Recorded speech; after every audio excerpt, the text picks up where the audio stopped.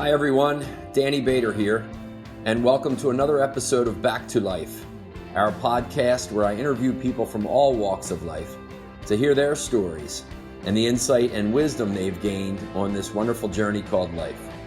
So enjoy the episode and be sure to pay attention to what inspires you to create more happiness and fulfillment in your life, because that's what we're here for, right? Hi, everybody, and welcome to another episode of our Back to Life podcast. My name is Danny Bader, author and speaker. And on the podcast here, my intention is always to get people who are going to support us on life's journey and plant some seeds of inspiration and give us some good takeaways. Because while many of you know that I literally came back to life, what we all have in common is that every day when we're blessed with our eyes to open and our feet hit the floor, if we're blessed with those physical faculties, or even not, when we awake, we come back to life. And there's a couple questions of what are we up to creating and how are we going about creating that? So I'm excited for all my guests, but I'm extra special excited today for our guest. Her name is Dr. Margaret Rutherford, and I'm going to let her give you some of a quick bio as to who she is. She's got a very, very powerful book that just came out called Perfectly Hidden Depression, which I think many of us will connect with. So Margaret, thanks so much for your time and joining us. And why don't you give us a little quick bio as to who is Margaret Rutherford?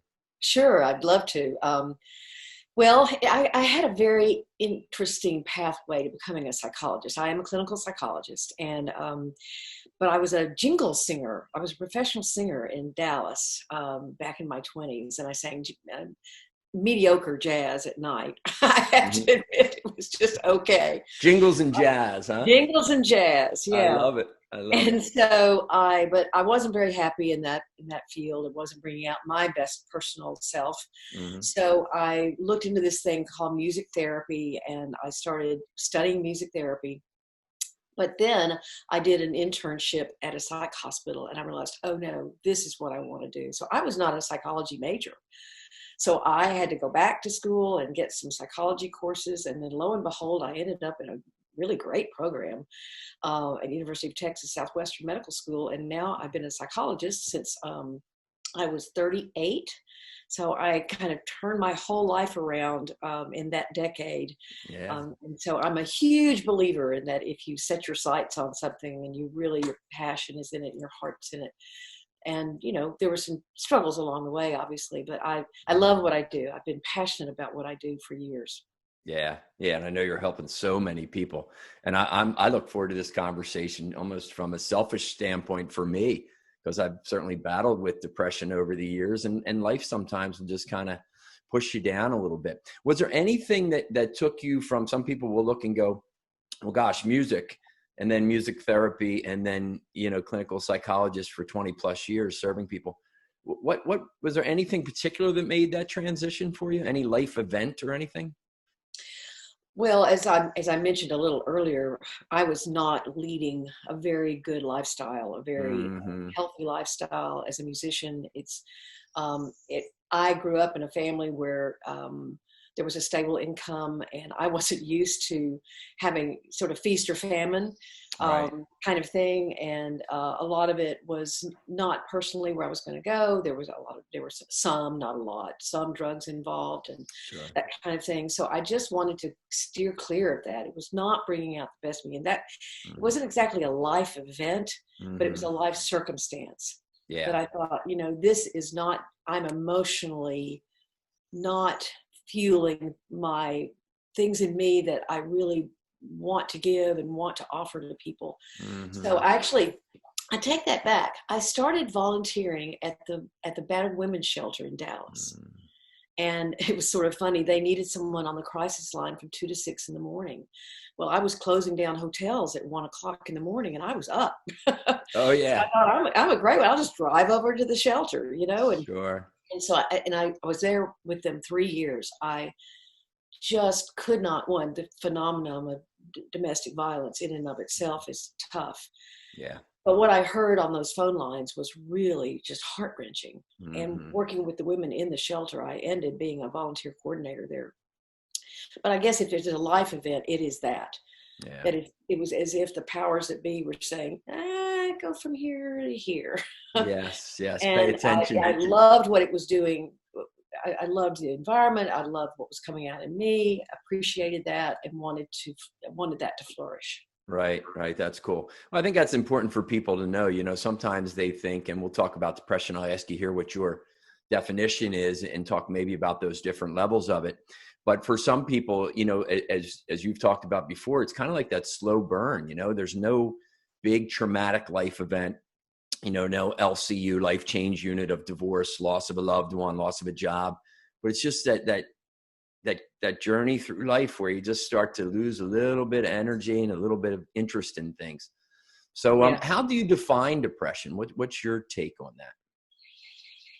Well, that is actually a fantastic question, because I have it's an honor, but I have the desire and to actually wake people up to the idea that depression doesn't have just one definition. Mm-hmm. There are some classic symptoms of depression that we all hear about, such as a recognizable depressed mood for at least 2 weeks, but sometimes longer, where you see it or your friends see it or your work colleagues see it. Mm-hmm. And then generally that is accompanied by something called anhedonia, which simply means I don't enjoy doing the things I used to enjoy doing. Mm-hmm. You're anhedonic. Right. Now, there are other classic symptoms, with the worst, of course, being sort of hopelessness and suicidal ideation. Mm-hmm. But that is your classic. And then there are categories within depression. Sometimes it's a moderate depression. It's a milder, just kind of discontent. I love what Andrew Solomon says, in fact. Mm-hmm. He's a near Pulitzer Prize winner. His book was called The Noonday Demon.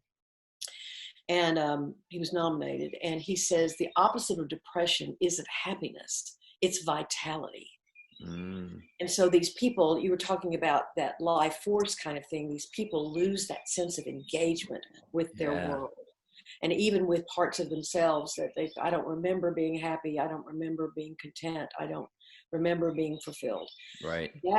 And that can get worse and worse and turn from a moderate depression into a much more severe depression. Mm-hmm. And you've got your cyclic depressions where there are ups and downs, and you've got your seasonal affective disorder, your postpartum depression. So there are lots of variations of depression. Yeah. Yeah. What my concern, Danny, has been, No, go.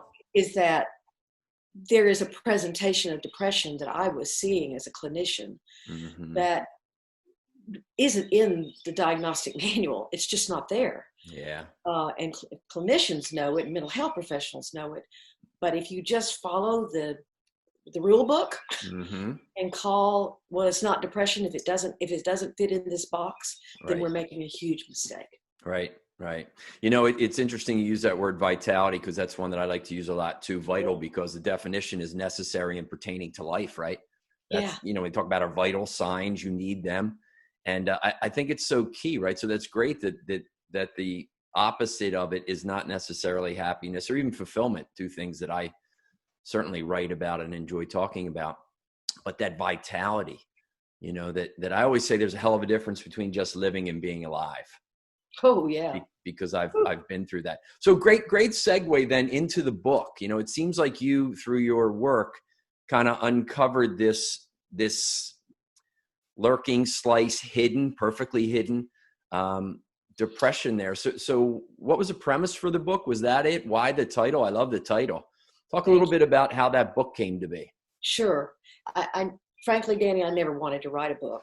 I didn't have any aspirations to be an author. I was very happy doing therapy and just, going along doing that. But Right. What happened is, I had an event, which is it's at the preface of the book, actually. I had a patient years ago who I diagnosed with anxiety because she was very perfectionistic and somewhat obsessive and, Mm-hmm. Talked really fast and smiled a lot and sort of joked around a great deal. She was a very successful, well, I won't say what her profession was. She had a very successful profession here in the community. Mm-hmm. But I got a call one time from her husband, and he said, I've got a funny feeling about her. And there were some things in her voice that he didn't like. And she'd asked him to pick up the kids and take them to her mother's after school. And he goes, and I said, well, you know, she's not depressed. I mean, she's never talked to me about hurting herself. He goes, I don't know, Margaret. It's just something. And this is very unusual. And I've never done this since. I don't know what actually drove me to do it that day. But he said, would you go check on her? And we're a small town. And so I said, where do you live? And he gave me the garage code. Well, I went over there and it was really quiet. And I yelled out her name in her yard thing. Maybe she was gardening or something. No answer. So I walked in. The house was impeccable. I mean, there were dishes drying in the sink, and there were throws artfully kind of arranged on the sofa, and the children's toys were all put up. Deadly quiet. And I went back into her bedroom. I didn't know. I hoped it was where I was supposed to be going. And she was trying to die by suicide. So she had drunk a whole bottle of vodka or something, and then there was an empty bottle of benzodiazepines by her side. Call the medics, obviously. Call 911. They came and got her. She lived. But I remember standing there just sort of stunned and thinking, oh my gosh, you know, I never would have thought that this woman would have tried to die by suicide. I just wouldn't. Yeah. So that actually, I wish I could say that was the start of the story. It opened my eyes. But again, didn't think of myself as an author. So since that time, I have been watching for that kind of thing in people where the huge characteristic is that they carry a lot of shame. They're very perfectionistic, and they are unable to connect with or express painful emotion, painful experiences. They smile it away. They discount it. They deny it. Right. And the more I watched for these people, I hopefully got better at not letting them fall through the cracks and me just saying, oh, they have anxiety or they're overworked. But I started on social media back in 2012, and a couple of years after that, I was sitting in my sunroom, and I just thought, maybe I'll write about those people because the work is very different. You were talking a few minutes ago about how the work with classic depression is getting them re-engaged, you know, finding their vitality. The work here is going inward.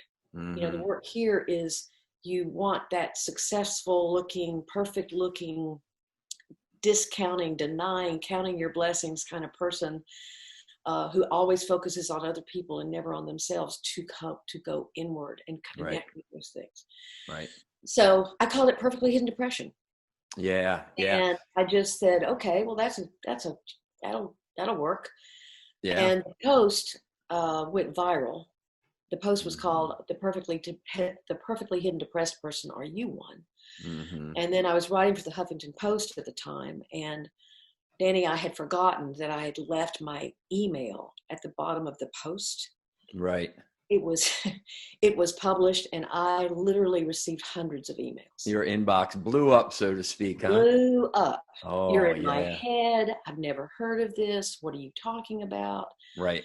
So that's when I started looking, and I found Brene Brown's work. Of course, I don't know where I'd been living. I guess I was living under a rock that I didn't know about. Oh, yes, yeah. So good on vulnerability. And yes. Yeah. And so, but even she, maybe because she's a researcher and not a clinician, did not make that final link between depression and perfectionism and actually depression. So I thought, well, I could do it. Yeah. No, I think belatedly and with my feet dragging. You know, oh, yeah. But then the more I found out, and the more. Well, most of us writers hate the act of writing, right? we just like what we can produce and how it can help people and support people. And you did it. So that is the story. Yeah, that's great. You know, they're in my work, in my workshops and all, and like you, same path, try to support people, but certainly not a trained, doctor by any stretch. But I'd be amazed at how many times I go into large organizations and I've got executives in my workshop. And like you said, male, female, they are put together and they're, making a tremendous income. And I'm not even surprised anymore now, but I was initially when I would get emails from them. And Yeah. they would start to confide in me a little bit. And like you, I'd be sitting there, I going, what? I'm like, holy shit, that person? Yeah, That exactly. and then it is it. I'm telling you. So I think it's great, and I think the book is wonderful and certainly serves a large population of people. Tell me a little bit about statistics, on any statistics out there that might surprise our audience around depression, or even this kind of perfectly hidden depression group Well, of people. I was asked that question last week. As I was asked it in the realm of, is it more of a female issue or a male issue? And Mm-hmm. I'm not a researcher, Danny, so I don't Yeah. have, I've just been writing about it. But I need to talk to, there are some men, some great researchers in Canada. Mm-hmm. Well, the ones I know are men. There could be women as well. But I need to ask them that question about now statistically, Mm-hmm. anxiety is the number one mental health problem in the United States and actually internationally. But Right. depression, usually, they're. I'm trying to remember. I think depression will affect like 1 in 3 or 4 families in the United Mm-hmm. States, meaning Mm-hmm. that you either know someone who's depressed and struggles with it, or you've become depressed yourself. Yeah. Certainly what is happening in the statistics that are most important in my head are the suicide rates. Yeah. They are substantially and exponentially increasing, Yeah. with the biggest group being men between the ages of 40 and 45 and women between the ages of 50 and 55 and Yeah. teenagers. I And remember I did a podcast with a woman, a friend of my sister-in-law, Janet Sarkos, up in North Jersey. And she's the director of a suicide hotline, branch there, doing wonderful work. And when she told me that, the number one demographic, I was a little surprised, yeah, that men, in that 45, 55 or whatever it was. Yeah, that was interesting for me. yeah, it's my own clinical examples. I mean, I've had several people now come to me Mm-hmm. because of this or want to Mm-hmm. talk with me. And there's a pretty even split. Well, about 2/3 of them have been women and a third men, but you've got to remember the Mm-hmm. bias, unfortunately and sadly, that men are less likely to come into therapy in the first place. Yeah. What I'm hoping, Because we don't need it, right? no, you don't need it. Well, you're supposed to do it Shit. yourself. Sign me up. You're supposed to do it yourself. A So, yearly subscription. I'll take it. but what I noticed, because, as I was trying to formulate this book and the traits and the how to help people and all that kind of stuff, Mm-hmm. after every post I wrote on my own website, I wasn't even writing a book yet. Mm-hmm. I would just say, I'd ask for people to come forward Mm-hmm. who, anonymously, that'd be fine. Right. Or they could tell me who they are, but I wasn't going to share who they were. Well, I got about 60 or 70 people in about a 3-month period of time who were willing to be interviewed by me. Mm-hmm. So I spent about an hour and a half with each one of them, asking them basically the same questions. And, as far as that's concerned, they were about half men and half women. Yeah. So, and they were everything from, there was a brain surgeon to a motivational speaker to this woman who ran this huge ad campaign in States. And yeah. Oh yeah. Hey, listen, I want to find out the difference between anxiety and depression. I think that'll be interesting.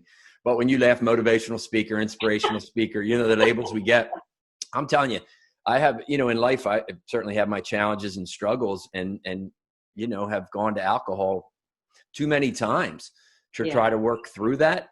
And I remember a number of years ago, there were some things I was struggling with in life, and I had a couple too many, and I had a good load on, and we were together. My buddies and I were down actually in Atlantic City, and my one buddy, God rest his soul, he just passed not too long ago.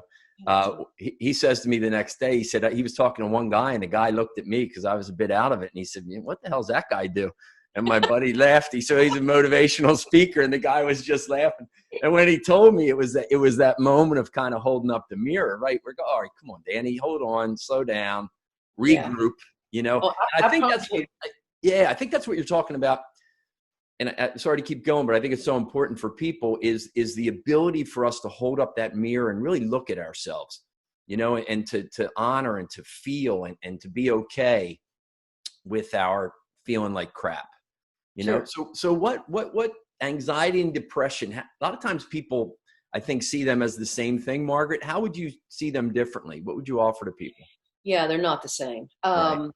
But I will say that I have never worked with anybody who has severe anxiety that's not depressed about it. So they can certainly go, but I've seen depressed people who are not anxious, clinically at least. So anxiety, the difference is that I think anxiety is more based on fear. Right. There are several different categories, just like there are different categories of depression. But I think, where depression is sort of about numbness or emotional constriction or you're almost imploding emotionally. You just, and even mentally, you get foggy, you get, it's not, you may have some fears, but it is more about agitation or sadness or melancholy. Whereas anxiety is a disorder based on fear and hyperarousal, and the anxiety disorders are like panic disorder. PTSD is not it's a dissociative disorder, but generalized anxiety disorder, things that you fear that just come to you. You don't really know. I have panic disorder, which my particular version of it is performance anxiety. And that is sort of a social anxiety on steroids.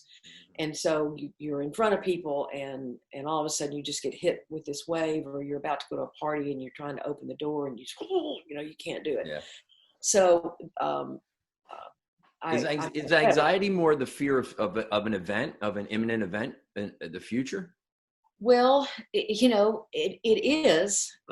Again, it depends on the kind of anxiety we're talking about. But certainly what's called generalized anxiety disorder, those folks, their imaginations can really get away with them. They can even visualize these airplanes crashing and people coming up with guns to kill them. And they think on a daily basis, they worry about that, and they're concerned about it. They go to sometimes extreme measures to try to prevent that from happening. Yes, it's about fear, and it's about this sort of hyperarousal. Involves the amygdala. I won't go into because I can't talk about it that well.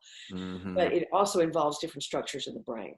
All right. So both are treatable, which is, people don't really understand that you don't have to walk around feeling that way all your life. Depression is very amenable to therapy, especially cognitive behavioral therapy, but also some others. I do a little bit of cognitive behavioral, but I mostly do sort of a collaborative kind of therapy. And then with anxiety, there are all kinds of things, mindfulness and meditation, and really work on your mental state. Often when you're anxious about something, it's because you don't know if you have the capability of handling something. So it's about building your own ego skills. It's about knowing about your own competence. And it's also accepting that sometimes we can't, as we are all living, we don't have control. Yes. And so it's living with that and managing that fear rather than letting that fear take you over. Yeah. I do something called the Path of Resilience, is actually the subtitle of my book. But the first step little framework I put together is surrender. It's that notion of knowing that where can I fight, right? Where do I have a chance to win? And where should I surrender so that I can put my energy on moving through and beyond this versus fighting what's happening, I think that's pretty key.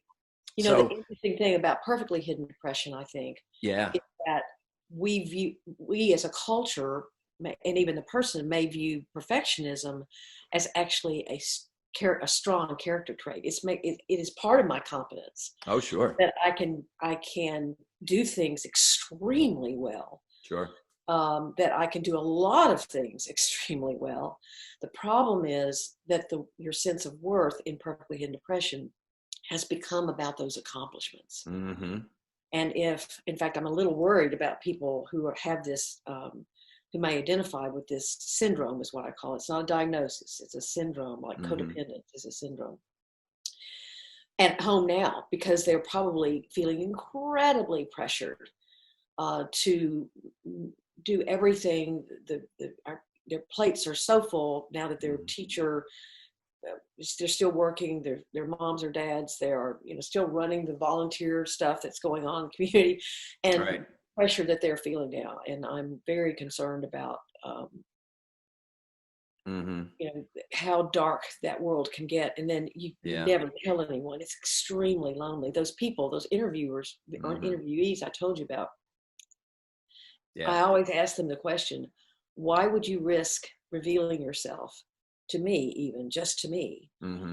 And they said, because to a T, Danny, they said, I don't want anyone else to live the life I've lived. Yeah. It is so lonely and so despairing. And there's so much to hide. And it grows more potent. And, some of them had either tried to die, tried to kill themselves, or had some thoughts of it. Yeah. And so we really need to address it. And the mental health community needs to address it. Sure. I've had people tell me they finally kind of, like the woman I'd seen years before, they came into therapy hoping that they would get some help. And the therapist looked at them and go, well, you just seem a little tired to me, but I think you're doing really well. Oh, yeah. Thinking you don't fit criteria. Yeah, exactly. And thus your book, our two boys went to high school based on the teachings of St. Francis de Sales. And there's just a beautiful quote that he has that's all over. And it said, be nothing other than what you are, and be that well. Oh, I love that. And so many times, right, in the writing, and that's it. So what's the difference? I've seen you talk, and you've got a really good insight on the difference between self-esteem, right, and self-acceptance. Yeah. Yeah. What do you think? think? My take on self-acceptance. Right. Self-esteem is the feeling that there are things I do competently, and that, that may be, gosh, that could be anything from I can cook a mean pot roast to I can speak well and I can lead well to I'm a really good parent, or you get self-esteem, this sense of believing in yourself, believing in that. And I think people would say she or he has good self-esteem, if that's correct. Right. So your belief in yourself in terms of the outcomes that you can produce. Yes, you're right. Whether leading teams to revenue, or, running a 5K or 10K, or as you said, making a pot roast. So self-esteem is really tied to my belief in terms of what I can produce in the world. And my competence, not necessarily, cool. I would say not what I can produce, but my competence. Maybe my competence is in being patient. Maybe that's not something I'm doing. My competence is in being kind. Right. My competence is being, I know how to make people laugh. I don't know. To me, self-acceptance, and this is along the lines of the woman we've already mentioned, Brene Brown. I think self-acceptance comes when you realize that those competencies, those strengths don't define you any more than your vulnerabilities do, and vice versa. Yeah. Meaning your vulnerabilities don't define you any more than your successes. Yeah. I have a PhD after my name, and that's lovely. I worked hard for it. But that doesn't define me any more than sometimes I have a really quick temper, and sometimes I drive too fast. Right. And I'm an impatient person. I want to get things done in a timely manner, Right. And sometimes that gets in my way. But those things don't define me. I've had 2 divorces. I'm married now for 30 years. My bicker was broken, but that doesn't define me. Yeah. And I felt ashamed of that. I really had to work through that in therapy. It was awful. Right. I'm not proud of that. Right. I hurt a lot of people. I got hurt, whatever. But right. They don't identify me and they did for a long time, because I just thought, 1, I'd never tell anybody that, and 2, that somehow made me inferior. Sure.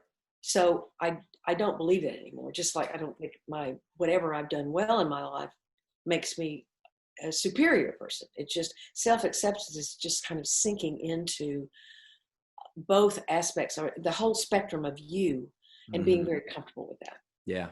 So it's self-acceptance is really enjoying and being proud of what you do well and what you produce. And also understanding that you've got, work to do in the areas of opportunity and vulnerability and those things, and being okay with that. Right. Right. I've often said to people who are disagreeing with me, I'll use them, which a lot of people do. So that's okay. That's all right. But, it's part of our self-acceptance, right? That's part of our self-acceptance. If I'll go back to my time management thing, I can appear impatient, in which I am impatient sometimes. And my son loves to, if we're in a grocery store line, he'll go, "Now, Mom, you got a plane to catch. What's going on? Calm down." Right. And so I think that if I were more defended about that, or if I could not accept that was part of who I was, I'd get mad at him. I'd say, "Well, I'm not impatient. What do you mean?" Right. If I accept it, I kind of go, "Yeah, you're right. Sure. I'm being a horse's ass. I'm sorry." It's wonderful, right? Yeah. The ability to catch ourselves in those moments of, like you said, when we're being a knucklehead or a horse's ass or whatever. I mean, I think that's just life. But it's so interesting too when you talk about those things that define us, and oftentimes we associate it with our failures or our disappointments and life events, whatever it might be. I mean, you and I have chatted before, but I had that tragic accident where we lost a dear friend of mine, and that has defined me for years. And I was 28, I'm 56 now. And I think just in the past couple of years, maybe I'm starting to say, okay, that's still a strong foundation for my life. And it's an event that's part of me, but it doesn't have to define me, because I held on to that for a long time, like you said. And just, yeah. The psychology term for that is survivor guilt, but it's very yeah. Shit. Yeah. I wished I met you 27 years ago. In 1992, I was just finishing graduate school, and I heard Maya Angelou, who was Bill Clinton's poet laureate. Yeah, right. And I was so taken with her. But right before that, we had just moved to Fayetteville, and we were living in Dallas. And I turned to my therapist and said, "I will never tell anybody that I've been divorced twice, ever." Right. And so I'll just let them assume that my husband now and I have been married for years. Right. Well, I read this, so I wanted to know more about Maya Angelou. And so I went to the bookstore, but I also just gotten out of graduate school, so I didn't want to read a book, right? Right. Yeah. Yeah. You were done with that. Yeah. So I looked for the smallest book, the shortest book she'd ever written. And I found this little group of essays called "Wouldn't Take Nothing for My Journey Now." That's another one of those pivotal points. After reading that book, there's an essay in there where she talks about this experience where she had been voted Person of the Week or something like that in New York City. And she got absolutely pie-eyed drunk at this bar. And sat down at this group of men that she did not know. And she began pontificating and about how no one would love her, and she was just trash to men, and she didn't understand it. What was so wrong with her? Right. And I'm gonna crucify her language, but she said something like, "It's the kind of thing you do that you wish you could change your name and move to Canada." So I read that. And I thought about my statement to my therapist. And I said, I want to be like this woman. I want to be able to put in a book, things that I've stumbled upon, things that I have done not well, things that aren't necessarily things that I want to, I want everyone to know, but it's okay if everyone knows. I mean, there's this part of me that would hold back. And so that's what I've done. I've tried to grow in that direction. That was a long time ago. And that's certainly in this book. I mean, I talk about some of my own struggles with perfectionism. And I had a very perfectionistic mother who taught me very well how to, the things that not to eat too much, not to laugh too loud, not to not to brag, not to boast. Certainly don't ever close the door in a relationship. don't, don't. So, Yes. Yeah. All the things not to do. Yeah. Right. All the things not to do. So Yeah. I had to break some of that too. So. Mm-hmm. So for the listeners out there, I'm sure that some of you, a lot of you, the listeners are probably connecting with some of what you're saying, is my guess, based on when I talk with people and they come to me. We all struggle with different levels of this discomfort, that this depression, this being off a little bit, however we describe it, and some maybe a little bit more serious. And I think you did a good job about how do we recognize that, right? It's the ability for us. We're always trying to hide something. We don't want to be vulnerable. We don't enjoy the activities maybe that we said we've enjoyed. Maybe we get feedback from some other people going, you don't seem like yourself. So for anybody listening right now that feels like you are talking with them, I know you have 5 steps for healing and moving through that. I'd really like for you to kind of take us through those. Sure. With the intent to give some people who are listening right now some real practical things that they can do to move towards that better place. What do you think? As you can tell probably already, I'm a storyteller, and Yeah. I have written this book with the idea of describing something. Mm-hmm. And the publisher said to me, well, that's not enough. We want a treatment strategy, and we want it in 2 weeks. I went, 2 weeks. Okay. Your perfectionism really kicked in then. Oh my gosh. I'll never. I can only imagine what that day was like for you. It was right before Thanksgiving, and I had to tell my big guests, we're having bologna sandwiches this year. That's it. I can't develop a perfect strategy for depression and a beautiful turkey. One or the other. I can't do it.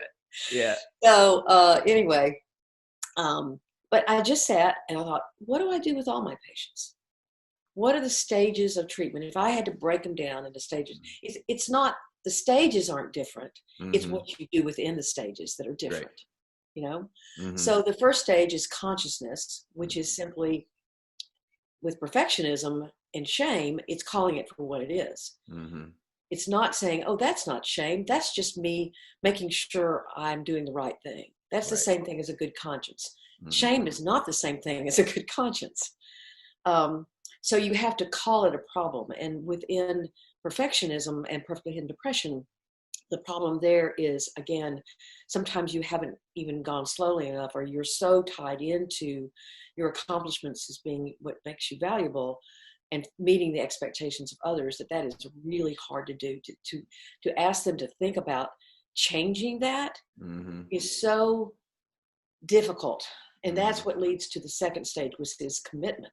Mm-hmm. Anybody who enters treatment is going to be afraid of change. We're all afraid of change. Sure. We know how we handle our familiar pain. Unfamiliar pain is scary. Yeah. Going into talking about something about yourself, or changing some of your lifestyle, or changing the way you approach, for someone with this sort of disorder, mm-hmm. who's been given an assignment by a supervisor, mm-hmm. to look at that supervisor and not say, yes, I can get that done by that deadline, but to say, if you want it by that deadline, I need help. Right. Or, whatever it means changing how you interact and how you present yourself to people. Sure. The commitment's a huge issue.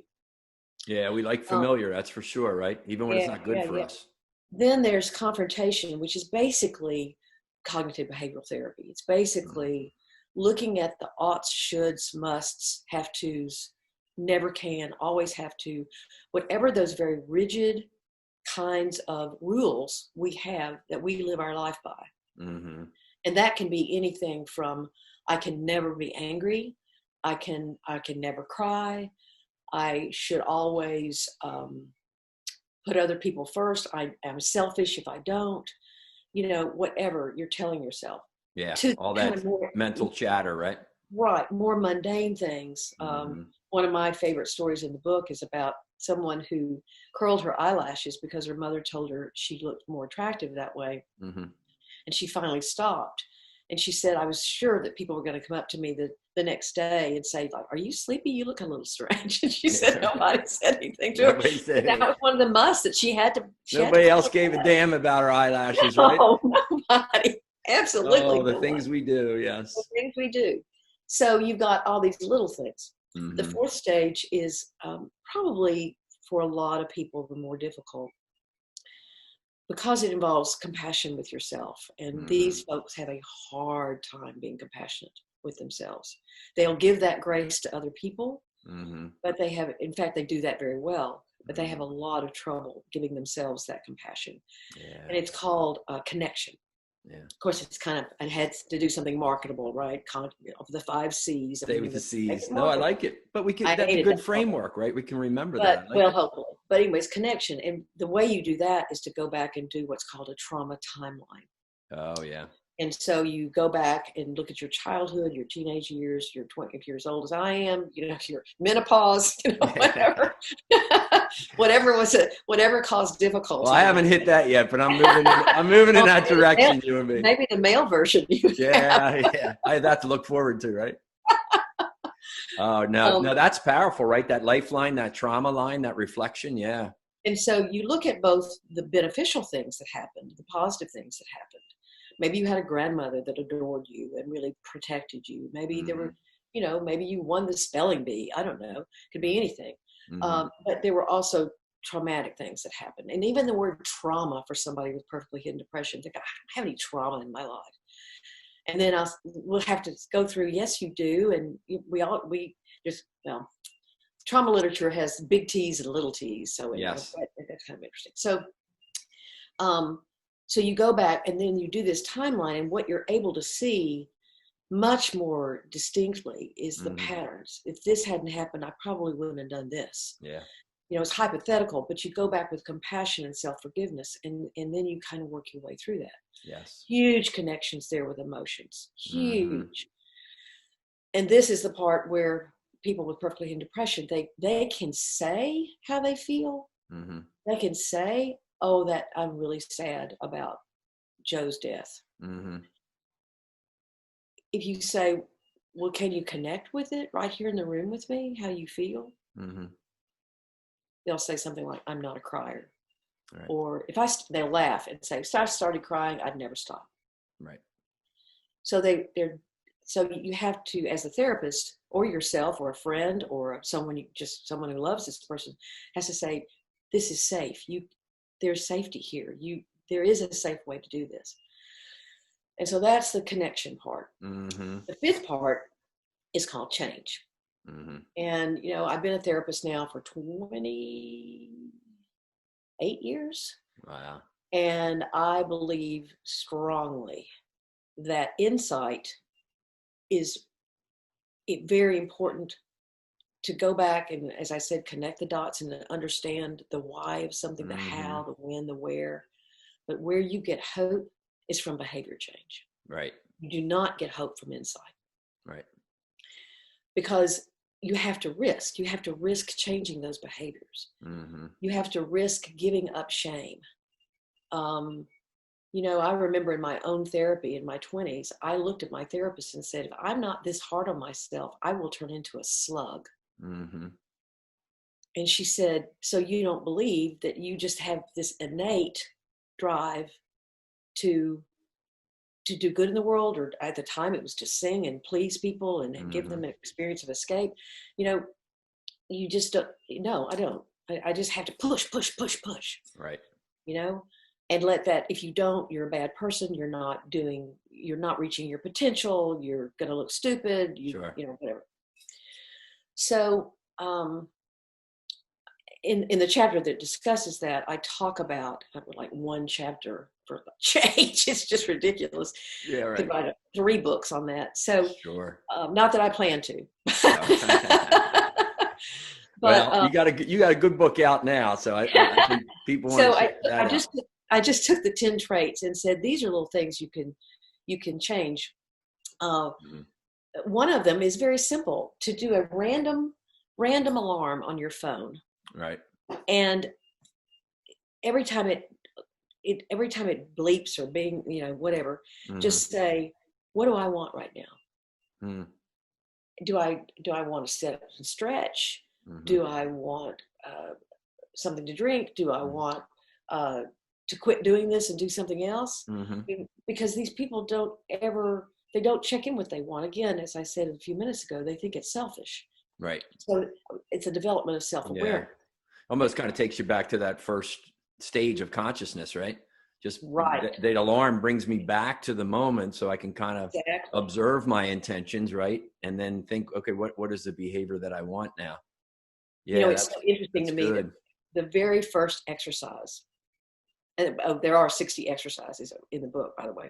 Oh, great. The very first one is to develop a mantra, meaning that all you have to do is just come up with a sentence that says sort of where you want to go, what you need to remember to help you follow this journey. Well, I've had 3 people in the last week contact me and say, I can't do this because I have to say that it's the perfect mantra. Right. Again, there lies judgment in getting your mantra together, right? Exactly. Versus saying, I am who I am. Yeah. Right. And so I said, so that's your mantra. And they go, what do you mean? Your mantra is, I want to be able to not judge my mantra. Exactly. Oh my God. And just come up with a mantra that's just the mantra of the day. Okay, so what? Right. So he just said, and they laugh and go, I know, I'm just stuck. And they'll say, and how am I supposed to open myself up to just one person? And I say, you're having a cup of tea with them or whatever. And you say, can I tell you something about myself? Sure. I'm not really who I present myself to be often. Right. And that's all you have to say is just, and they'll say, well, why don't you tell me more about it? No, I'm not ready to do that yet. But I needed to get those words out of my mouth. That's my assignment. Some therapist who's written a book told me to do that. I know. Yeah, no, it is those small progressions, right? Exactly. No step is too small. No step is too small. Yeah. I think the change in the connection piece for me over the years has just been the ability to, like you said, have that wonderful group of people in my life, 4 or 5 people that I really have, and the ability to just call them, meet them for a beer, whatever, and just say, man, I'm feeling a little bit like crap. Sure. And that has been the greatest gift for me, to get to that point and not try to hide, to say, oh, you got to be perfect. You write about all this happiness and fulfillment stuff, right? And resilience. Right. So you have to be perfect, or why would I buy your book? But yeah, I think that's really powerful. In fact, some of the publishers who were I love the publisher I had. They made it such a better book than I could have made it. Great. But I did have some larger publishing houses looking at it. Sure. And one of the things they said to me that they couldn't, the people who wanted to buy it couldn't convince the people who were more leery. They'd say, why would someone who was hiding buy a book? Yeah. And so I asked the people I was interviewing. They buy it online, so nobody saw them purchase it. Exactly. They said, we'd find a way to buy it perfectly. They'd make a fake Amazon account and buy it and then close the account so there's no traceability. Exactly. The things we do, right? The things we do. And so, that was just such a funny thing to me. But anyway, but that actual question, that failure or they didn't buy it actually led me to start my own podcast. Because their other concern was your platform's not big enough. Right. And so I've tried very hard not to do anything on social media that my heart is not really in. And so I thought, well, I was a jingle singer. I'm used to being in front of a microphone. Maybe I'll start a podcast. Yeah. So I did that. And the podcast is self-work, right? That's right. The self-work podcast. Cool. Yeah. I want to, as we head towards wrapping up here, I want to make sure people know where to find you. But maybe just 2 more questions for you, Margaret, as we get into this. And I've certainly enjoyed this for myself, and I'm sure the audience has. And thanks for those 5 stages, the takeaway. In this healing, this process of, number 1, I guess, the consciousness of looking at yourself and saying, okay, I got some work to do on myself here. Where does spirituality, a belief in something bigger, someone bigger? I'm a one of 8 raised Catholic. So when I say something bigger, my mom, God bless her, she always says, Daniel, someone bigger. But where and I say, yes, Mom. And my mother would have said the same thing. Oh, yeah, she's beautiful. But where does that sense of spirituality, faith come in? What do you think? Well, it's interesting you asked that question. For one thing, long ago, I made a personal decision not to necessarily, although obviously it influences my way of thinking, Mm-hmm. but I didn't overtly talk about my own spiritual beliefs with my Right. patient. Mm-hmm. I didn't want to limit my patients to, I was reared Presbyterian. I didn't want to just see Presbyterians. So as a therapist, I've tried to understand how faith, whatever it is, or lack of such, has affected somebody in their life. And that's what my job to try to understand. Mm-hmm. But in essence, one of the issues that I think a lot of people of faith have is that they believe if they admit depression, that they are failing in their faith. Yeah. So, that's not mine to necessarily enter into that discussion. Mm-hmm.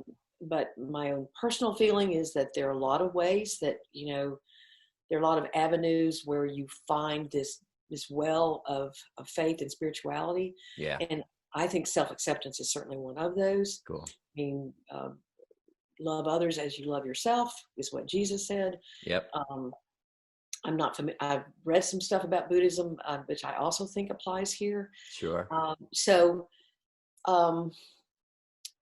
But I do think sometimes it can be a barrier if you believe in that you are failing your faith.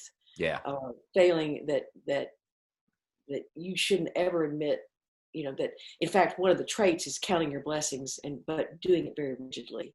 Yeah. Sort of, as John Kabat-Zinn calls it, a rigid positivity. Oh yeah. So, yeah, I like his stuff. Yeah. Wherever you go, there you are is wonderful. There you are. Yeah. I love it. Well, I appreciate you sharing, and I can understand as a clinician, right, that you wouldn't. Faith. I remember when I was going through treatment, I went through clinicians and Catholic priests like I was changing underwear, and then I finally connected with a Jewish doctor in Philadelphia, and he said, faith is not really for me such a big deal. He said, but I recognize that it is for you. Right. So that's kind of where he let me work with it. So I appreciate you sharing that. But I would offer to the listeners now, and certainly in our times of struggle, when people move through struggle, oftentimes there's that mention of the human spirit, and we're certainly hearing about it now. But my belief, my personal ego, is that the human spirit is hardly human, and it was when I finally connected to that something bigger. And felt that sense of energy and love and peace and calm. And those words don't even describe it because we're using English words that are not, it's not an English wordable experience.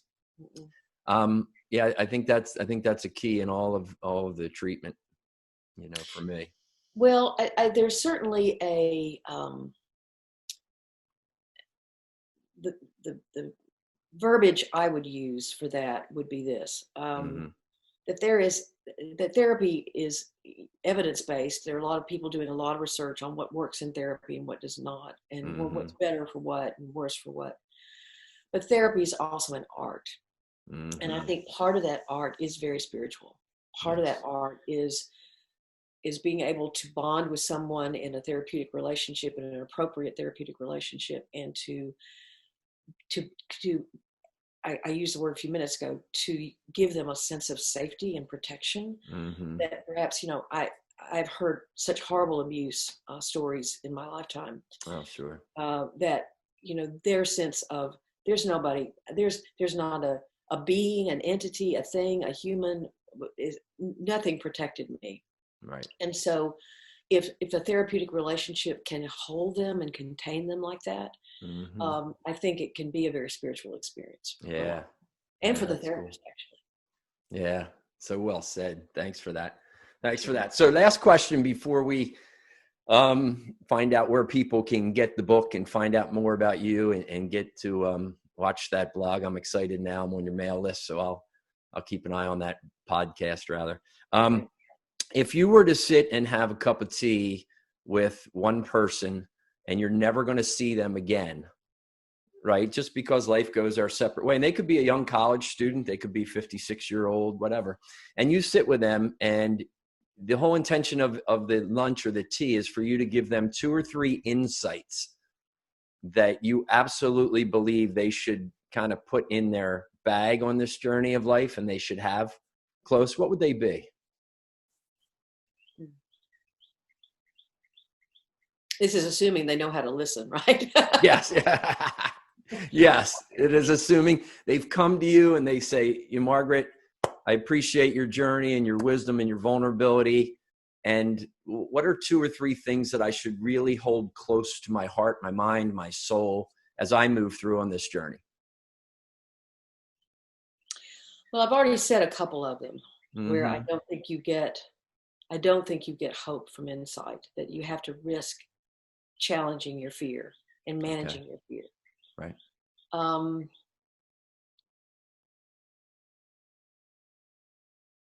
I also think that what I've learned about grief and sadness is that, and this is that it is you you can tolerate and manage feelings that you didn't think you could. That Mm-hmm. there is a power that people can tap into, whether they believe it's spiritual or whatever they believe, Mm-hmm. to get through things that seem absolutely intolerable. I'm thinking about some of the people that I've worked with that have lost children, Mm-hmm. and trying to ascribe meaning to not only their lives but their deaths. Mm-hmm. And I think that we all are so afraid of grief. Mm-hmm. I've watched people have losses and they'll say to me, everybody's there when it first happens and then everybody disappears. And I Mm-hmm. think that's out of fear. Yeah. And we're afraid. So I think that if I could encapsulate that, it would be, don't run away from being afraid or being Good. sad. Perfect. Yes, you have to sometimes trudge through it half Mm-hmm. inch by half inch, Right. but you can learn how to do that and it will Right. add to your life. Right. And know that you are much stronger than you give yourself credit for, I think, right? That's right. That's right. Yeah. Which, as you said, is so obvious when we do that traumatic timeline and we look at the crap we've been through. It's like that peeling, go, my gosh, I've been through a lot of difficult times. This one, I'll be through it as well. Yeah. Yeah. And I think another one, gosh, I'm gonna be thinking about that. I'm gonna, about 2 hours from now, I'm gonna, oh, I should have said that one. That's all right. I think the most damaging emotion is bitterness. Mm-hmm. That type of anger and Mm-hmm. resentment that just Mm-hmm. settles into your bones, and it can Mm-hmm. truly, completely, well, that's a strong word, Right. sabotage your sense of fulfillment in life. Right. So do everything you can Yeah. to. Give me a positive side. Give me the positive side of that, Margaret. What do you mean? So right, bitterness and judgment and all those things. So if you're telling me to what I should take with me, what's the positive side of that? What's the other side of not having the Well, bitterness and everything else?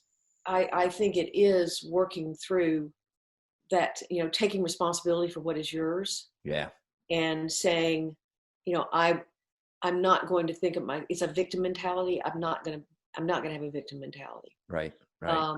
That I want to figure out what I needed to learn and Mm-hmm. how do I learn that in going Mm-hmm. through the experiences I have in life. Yeah.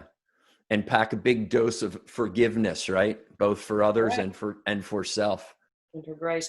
One of the things, there was a big local story here several years ago about a coach who had lied and tried to fool everybody, and it was a big story. Mm-hmm. And my son looked at me and he said, "So what do you think, Mom?" And I said, "Rob, there's always a story in the background. There's always a second story that you don't know." Right. Right. And he goes, "Sometimes I hate being having a mental health professional as a mom, but how would you say there's always a backstory?" And I said, "Because you learn to figure that out, and that sort of sense of, I'm going to figure out what I needed to learn. I'm going to figure out, and that's where I'm going. I'm Sure. so curious." Sure. And our story is really our interpretation of what happened or what is happening. And as Yes. long as there's 2 or more there, right, we're always going to have multiple interpretations, which are the story. So I think that is cool. That is cool. So where can people find more of Dr. Margaret? Where can we go and get connected with you? Well, I'm I'm pretty much all over the place. The book is available, of course, on Amazon. Right. Also at Barnes and Noble. And if you want to support your local bookstore, which right now they probably desperately need you to do, Sure. you can order it from them. Mm-hmm. New Harbinger is the publisher, and actually you can get it directly from New Harbinger as well. Oh, great. There is a URL, it's perfectlyhiddendepression.com, that you can just go there and look. Mm-hmm.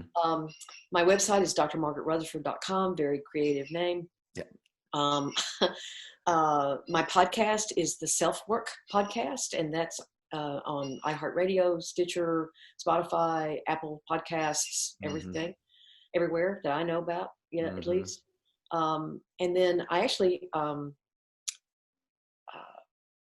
have a Facebook closed group, which it's very diverse. It's people from all over the world, and it's quite challenging, and everybody shares their little bit of wisdom. And I love it. And it's growing leaps and bounds. But anyway, that's facebook.com/groups/self-work. Great. I think that is wonderful. Well, Margaret, I can't or thank you. Come to Arkansas. You can come to Arkansas and just say hi. Oh, yeah. I'll keep you in mind when traveling opens up again here. But I have certainly, Margaret, enjoyed, and I know, you and I could probably chat for a long time because we're the kindred spirits in that quest to support and help and serve people. So for those of you on the podcast, I'm sure that you have enjoyed Margaret's insight and her ability to tell stories. And I'm sure that you saw yourself in some of those stories. So a couple things that showed up for me really was that I really liked the difference between, self-acceptance and self-esteem. So I want everybody to kind of listen to that and pay attention to what you do well and produce outcomes. And that's okay. That's part of you. But also there's that opportunity over here where we can kind of pull back the curtain and let people know that you're not perfect. And then that's okay. That's absolutely okay. And then the 5-stage, the C's that you put together, I think are just such a good framework and common sense for people to be able to get back into, from consciousness all the way through to commitment to change and connection and those things. I think it's great. And then I certainly like how you positioned that there is something bigger that for many of us, in terms of our spirituality that will support us through the difficult times that we can, not hope in, but really trust in. So Margaret, thank you so very much. I wish you all the best, and perhaps our paths will cross in person at some point. I would love for everybody else, enjoy the podcast. Margaret, thank you. You're so welcome. Thank you. Oh, my pleasure. Take care. Thank you for tuning in to another episode of Back to Life. Our conversation sure got me thinking about some things that I need to pay attention to in my life, and I trust the same occurred for you as well. So until next time, each day when you come back to life, be sure to always be inspired.